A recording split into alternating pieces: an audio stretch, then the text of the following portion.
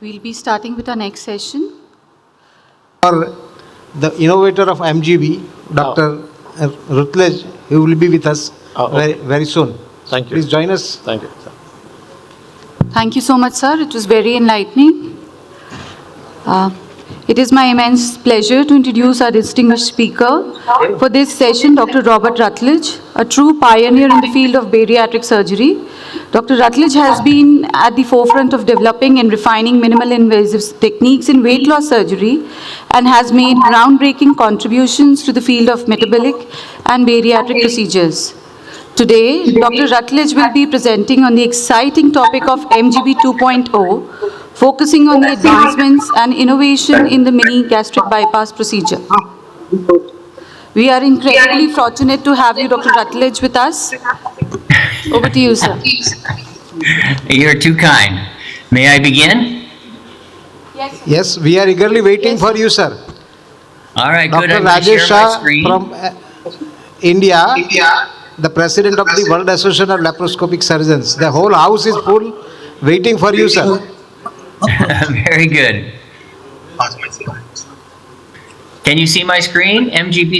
So good morning, and we're going to talk about surgical treatment for all diabetics. Our belief now, tentatively, is every diabetic who has a moderately severe disease should have surgery earlier rather than late. And I'll see if I can make a case for that. Early surgical treatment for diabetes, hemoglobin A1C greater than 10, or incipient complications. We think urgent surgery is appropriate, and medications, unfortunately, only change the delta hemoglobin A1C by 1%, and you need a lot more than that if you want to improve the outcome or survival of such diabetics. So, how do we do that? We recommend MGB-2, and we'll talk a little bit about that today. Earlier in this series, Dr. Kular and Dr. Magenda have shown in their data that the MGB can reverse diabetes in thin diabetics. In 55 patients over 6 to 7 years, their hemoglobin A1C was returned to normal. It's an incredible finding, and it makes sense when you think about it. But we're going to talk more about that and what the advantages of our early operation. The mini gastric bypass is just the MGB, but with some differences. No staples. It's less than 30 minutes, so maybe an hour less for operating time. Same-day surgery, and roughly half or less than half the cost. Hundreds of studies have shown that the Billroth 2 with no other gastric procedure routinely leads to diabetic improvement and reversal. And the MGB is essentially a Billroth 2. And in the past, though, we had included a callus gastroplasty. And so now we're going to bring up questions about that addition. Here's some studies. This is just examples. There are dozens of these studies, in fact, hundreds. Diabetes remission in low BMI patients with the Billroth 2. And in this case, Billroth 2 at 2 years led to remission in half the patients. In other words, just the Billroth 2. And people get all wound up about other parts to the surgery, but just the Billroth 2, 50% remission. And the hemoglobin A1C was 6.1%. So a tremendous example, a recent study, and there are many older studies that demonstrate that a Billroth 2 by itself is an excellent anti-diabetes medication treatment. Okay, what's an MGB-2? Let's talk about it. Well, just remember, if you're a trained surgeon, you know that a Billroth 2, that an MGB is a Billroth 2 with a callus gastroplasty, and that's the gastric pouch. And the MGB-2 is simple. It's a Billroth 2 with gastric plication. So let's look at some x-rays and pictures and see if we can describe it. Here comes an MGB-2. And the reason is we're trying to stop these complications. What's wrong with an MGB? Well, any kind of bariatric surgery has reported rates of leak in the 2 or 3% rate, bleedings up to 20%, stenosis, and these leaks often from perforations and lead to infections and frequently, unfortunately, to death. What's the MGB-2 and how is it related to the MGB? Well, here's some simple explanation. The simple philosophy of the MGB is remove the reservoir function of the stomach. And so The esophageal extension is a callus gastroplasty. That's the idea of the original MGB. Let me do this. We wanted to avoid the EG junction, no dissect in the area of the EG junction, spleen, short gastrics. We want a longer gastric pouch. We want to decrease ischemia and foreign body on the lateral aspect. We want to increase the gastrojejunostomy diameter to increase the chance of dumping. We'd like to decrease or eliminate staple line leak and bleeding complications. And we'd like it easily revised or reversed. And so we're going to say like easily tailored also for low or normal diabetics. So gastric plication versus endoscopic plication. Endoscopic plication, gastric plication hasn't really worked very well, but we'd like to point out that the MGB-2 is fundamentally different. So we'll look at that quickly. No one, or almost no one, thinks that plications are a good idea. Actually, the practitioners do them. I don't want to be negative about it, but gastric plication, either endoscopic or laparoscopic, generally has relatively poor or mild weight loss, a high recurrence rate, and laparoscopic plication has other problems, including ischemia and bleeding and perforation. So we don't want that. So here's some examples of plications. These are endoscopic plications, and you can see that they have something that, of course, everyone has, which is a pylorus. And so the reason that the upper part of the body of the stomach that's been plicated has problems over time is because there's a relatively high obstructive outlet here, the pylorus. And there it is, the same thing. And those things over time, we think lead to dilation of the pouch and breakdown of the pouch, and so that's a problem. But on the other hand, the MGB is different. We have a wide open gastrojejunostomy that leads to a depressurizing the stomach. And that's the trick, so to speak, of the MGB-2. We don't have the failures of the other forms of gastric plication. Okay, let's look at an MGB. Here we go. So this is the esophagus. You can see the X-ray dye coming down. There's the gastric pouch. It looks pretty small. There's the gastric pouch. And there we're reaching down into the body of the stomach. This is the junction between the body and the gastrojejunostomy. And there we see, here we can see the antrum and the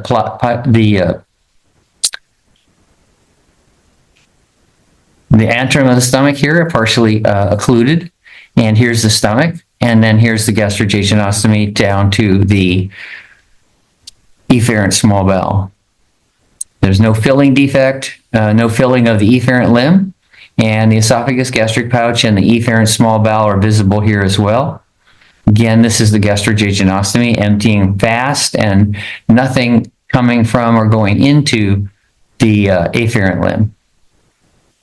And there's some antrum, and you can see now filling, very rapid filling. In the video, we see this happen in seconds, and now it's going into the small intestine. And there it is, filling up the small intestine there, the gastrojejunostomy, and moving along through the various loops of small intestine. And the stomach is empty in almost no time, and that's what we want. We want to interfere with the stomach's ability to keep fatty foods in there and to divert them into the duodenum. We want to avoid that because that leads to obesity and diabetes.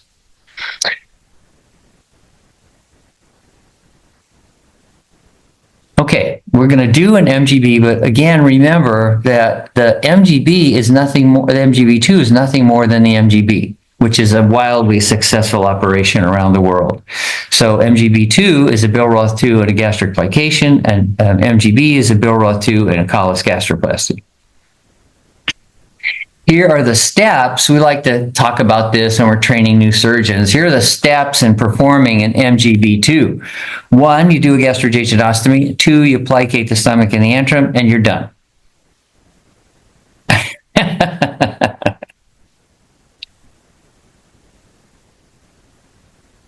Again, it's nothing to it. Gastrojejunostomy, plicate the stomach and the antrum, done. So I let people stop me here when I do this presentation if you have questions. Let's do an MGB. We'll look at this. Here's a view of it. Here's where the new gastrojejunostomy is going to go. The old MGB used to be up here, so that's different. Find the ligament of Treitz, bring the loop up. Usually this takes 10 or 15 minutes to get here. Then we close that. And this is the gastrojejunostomy, and it's far distant from the old spot from the MGB. This is the MGB-2's location. And this is what you would see here. This is the esophagus ending here. This is the pouch and the stomach. And then this is the junction between the gastric and gastrojejunostomy right there. And so now we're going to plicate the stomach, and we're almost done. The surgery is almost done. So this is the plicated stomach. There's the gastrojejunostomy. You can see up here 2 rows of anterior gastric plication and the antrum, and we will plicate the antrum. That's antral plication. It takes only a moment. And you can see no contrast goes in that direction. If you're a believer in leaving some ability to do that, I don't, but there sometimes might be a reason for it. You could leave a small amount of food to go through and deliver some iron if you believe in that. Okay, let's review the post-op MGB-2 anatomy. Again, here it is.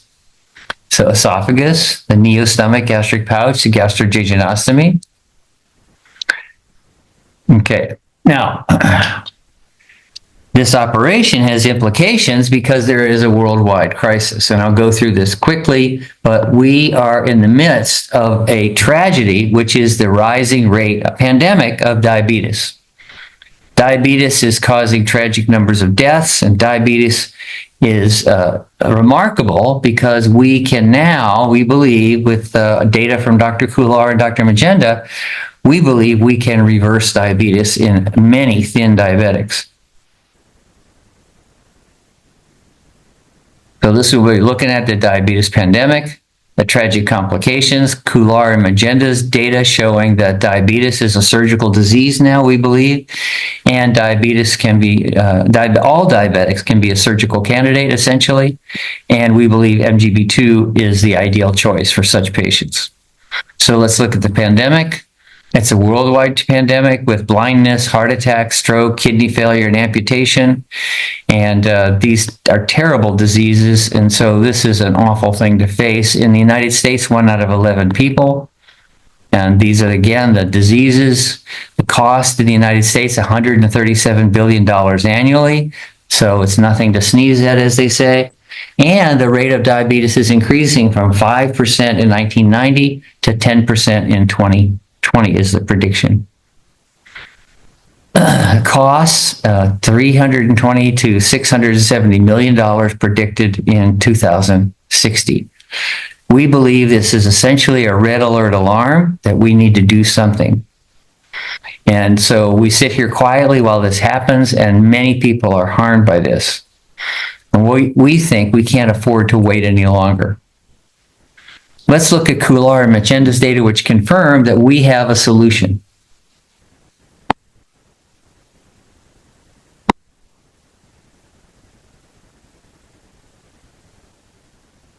The MGB and now is a better, simpler, faster, and cheaper treatment to MGB-2. Here's an example of a patient who had an MGB. She presented with a BMI of 25. Her HbA1c was 15. She had a mini gastric bypass in 2018, excuse me, and follow-up in 2024, 6 years post-op, her hemoglobin A1c was 4.7. That's normal. Now, maybe she wasn't cured, maybe she'll get it back and you'll blame that, but to me, her triglycerides were normal, no recurrence of her diabetes. She was on insulin. She's not on insulin anymore. Improved quality of life, resolution of sleep apnea. That's from a short-limb MGB. And an MGB-2, we believe, will do the same. This is the data, and basically on 52 patients followed for 7 years, the mean hemoglobin A1c preoperatively before the surgery was 12.6, and postoperatively at 7 years was 6.1. That's not diabetic. So you can say it's reversed or whatever. If I would potentially like to tell the patient they're cured, it might come back if you eat poorly, but if I'm not allowed to say cured, I'd say it's reversed for 7 years. I think it's earth-shaking. Again, this is the same data. Imagine 12.6 to 6.1 for 7 years in 55 patients. Here's the study. Look at this. So 12.6 is arrival. The first year, 7. Second year, 6.7, 6.4, 6.2, 6.1. Every year, better. The MGB makes diabetes better. Here's an example of the C-peptide levels. And what we see is if you wait, C-peptide will tell you that as it declines, the damage in the pancreas is leaving you with less opportunity to have the beta cells create insulin. So once you get to the left end of this screen, these patients are less likely to be cured. They're 8 and 7. And down here, and this is early in the lifespan of a diabetic, what we believe is early operation for diabetes. This is a very radical statement. Early operation for diabetes. Early operation for diabetes, and it looks as though maybe we can reverse it. In fact, I don't know, maybe cure. Now, people say, oh, you can't operate on thin diabetics, you can't operate on thin diabetics. Here's the albumin level, and 2 people had a slightly low albumin for other reasons, so none of them essentially had an abnormal albumin except for 2 out of the 55 patients. Here is vitamin B12, and vitamin B12 was actually lower before the surgery. So their surgery gave them a better and improved B12 level throughout the age distribution of the patients we operated on. Almost everyone has a normal hemoglobin A1C, has a normal BMI. If normal BMI is between 18.5 and 24.9, well then 100% have a normal body weight. It's pretty close. Now we worked with the artificial intelligence and we created a model based on the hemoglobin A1C level. And basically what we were able to demonstrate is that for the 37 patients we had data on to do this study, at 10 years, the projected cost for medicine was wildly different if you had the hemoglobin A1C from before the operation to the hemoglobin A1C after the operation. From $2.8 billion to $900,000 with an estimated savings of $1.8 billion if this is a correct extension of what the cost might be for those patients. So again, this is another way to look at it, that for the 55 patients with hemoglobin A1C greater than 10, everyone was greater than 10, the estimated 10-year medical costs for the patients was $4 million. The estimated 10-year medical costs for similar patients who had a hemoglobin A1C like those in the group less than 7, they were predicted to only cost $1.5 million.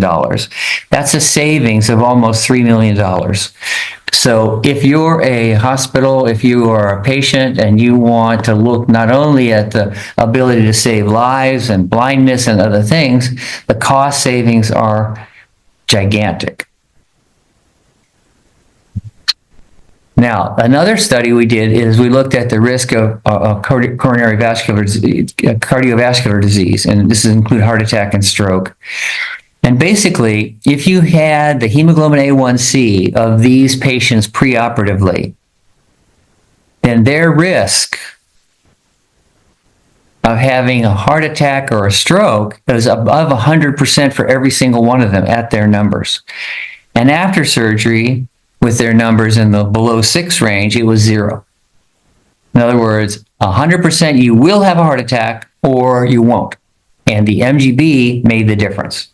An MGB surgery, maybe 30-minute MGB-2, and you would go from 100% you will have a heart attack, predicted by the model, to you will not.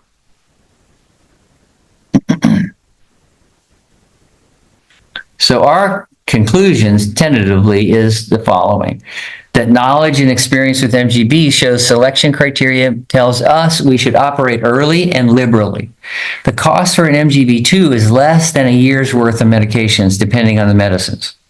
We can treat now all ages, in our opinion, and Coular's data suggests that the pre-mean hemoglobin A1C of 12 has a 5-year success of almost 95%, getting them less than 7. So it's a rare patient who doesn't get less than 7. We now know the MGB-2 can reverse severe diabetics for at least 5 years and up to 7. Now, a reminder again, what's the Bariatric? Well, Bariatric has been shown to decrease diabetes. And here's Taiwan, it decreased the risk of diabetes from 13% of the population to 6.7% of those who'd had a Bariatric. This is that Taiwan Nation database. Just the Bariatric led to a 50% decline in diabetes with just the Bariatric. Worldwide, India is a diabetic pandemic, and we believe that the MGB-2 can act as a treatment. Now let's go back and talk about the MGB-2. We think now, this is our tentative opinion, but essentially, if you can be cleared for surgery, you should have surgery. Every diabetic should consider having surgery because the outlook for surgery for diabetes over the long term is poor and sometimes disastrous and terrible and expensive. And a short-term Bariatric MGB-2 is simple, easy, and effective. Remember, Bariatric did this back in 1885, so that's 139 years ago. And what we know is that patients of ours, here's a patient of Dr. Coular's 10 years after his surgery. His hemoglobin A1C has decreased. Here's another demonstration that the 10-year hemoglobin A1C decreased amputation risk as calculated by some public data. There's over 100 articles where Bariatric improves or reverses diabetes. There's animal studies. Here's some more studies, basically Bariatric. And the reason for it is because we divert the food from the normal route through the duodenum and another article and another article.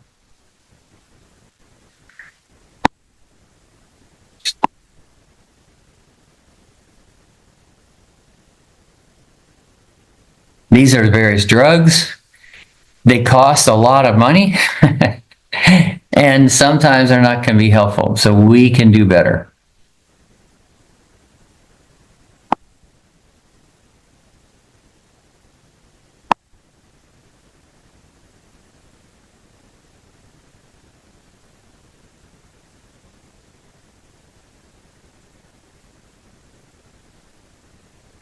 Surgery once more.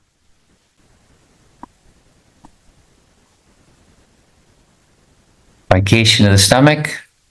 There it is, antrum, efferent, afferent limb. Bication of the antrum. Bicated stomach is narrow. Thank you all very much.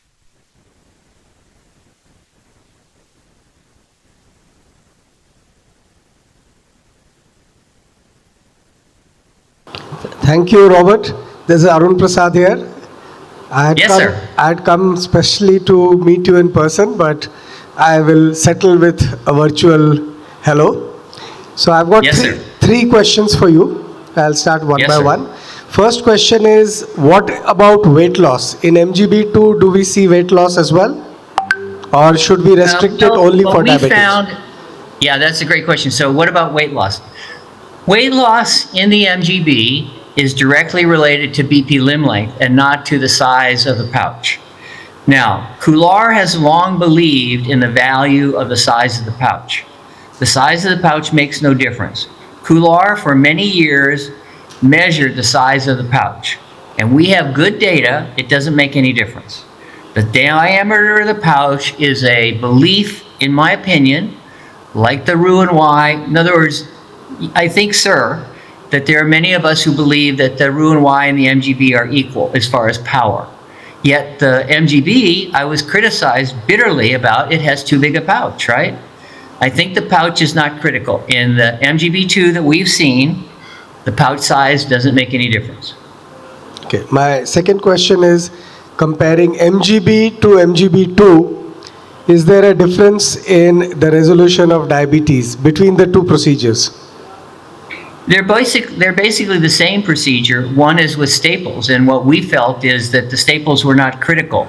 So we removed them radically several years ago, and what we found is I don't think that the staples are critical. We believe, I think you believe, that the staples are critical, but I radically said, no, I don't think they're critical because I don't think the gastric pouch is critical because I learned that from looking at Coular's own data.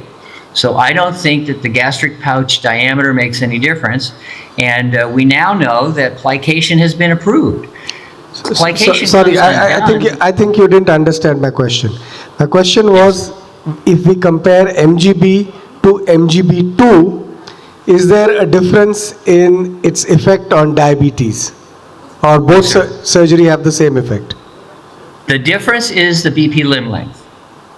So both have same effect on diabetes resolution equally? Yes, except for when you're doing an MGB-2 for a thin diabetic, you shorten the BP limb. Okay. My last question is, for someone who has not done MGB, would you advise them that they can start straight off with MGB2?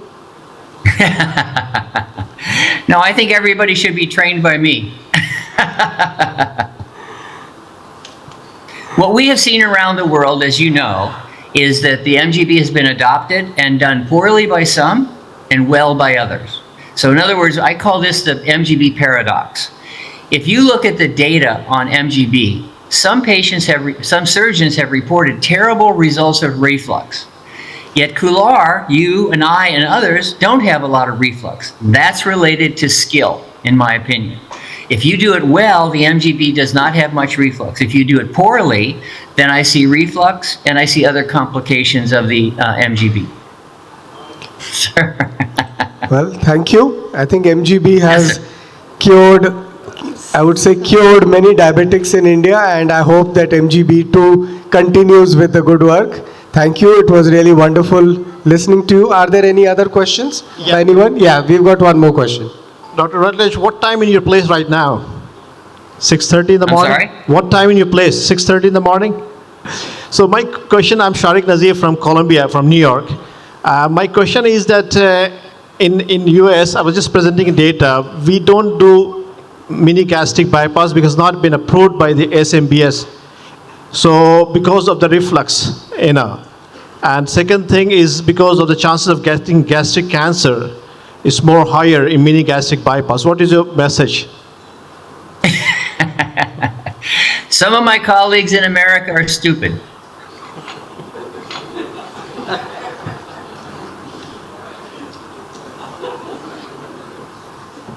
Look around the earth. Look at India. How many people in India do MGB? Raise your hands. In India, I think the second popular operation after sleeve. Yeah, okay. And what's wrong with America? I cannot tell you. Oh, thank you, sir. It was very, very inspiring information. And we cannot take any more questions because of shortage of time. I would now like to call upon, yes, a big round of applause for sir. Yes, indeed. Thank you and goodbye.